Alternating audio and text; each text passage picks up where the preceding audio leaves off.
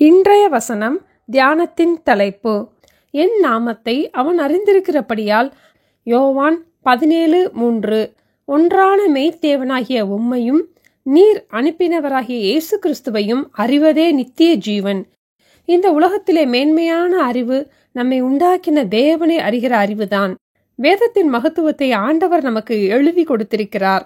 அதை அறிவதற்கு நாம் அதிகமாய் பிரயாசப்பட வேண்டும். ஒவ்வொரு பிரயாசத்திற்கும் ஆண்டவர் பலன் கொடுப்பார். ஒரே நாளில் நாம் தேவனை அறிந்து கொள்ள முடியாது.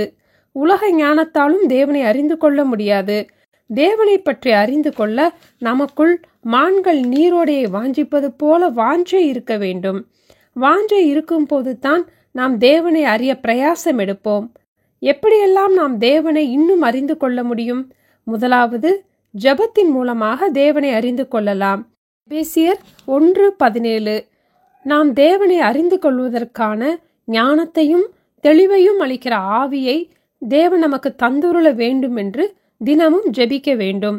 இரண்டாவதாக, வசனத்தை வாசிப்பதன் மூலம் தேவனுடைய குணாதிசயங்களை நாம் அறிந்து கொள்ள முடியும். தேவனை அறிந்து கொள்பவர்களுக்கான ஆசீர்வாதம் என்ன என்பதை பற்றி சங்கீதம் 91:14 நாம் பார்க்கிறோம். என் நாமத்தை அவன் அறிந்திருக்கிறபடியால் அவனை உயர்ந்த அடைக்கலத்திலே வைப்பேன்.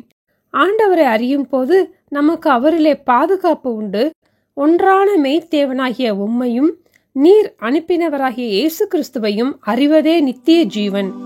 ஜெபிப்போமா? எங்களை நேசிக்கிற எங்கள் அன்பின் ஆண்டவரே, இந்த உலகத்திலே மேன்மையான அறிவு தேவனை அறிகிற அறிவு அப்பா. அந்த அறிவை எங்களுக்கு தந்ததற்காக ஸ்தோத்திரம் அப்பா. தேவனை அறிந்து கொள்ளும் போது எங்களுக்கு நீங்க வாக்கு பண்ணியிருக்கிற பாதுகாப்புக்காக உங்களுக்கு நன்றி ஆண்டவரே.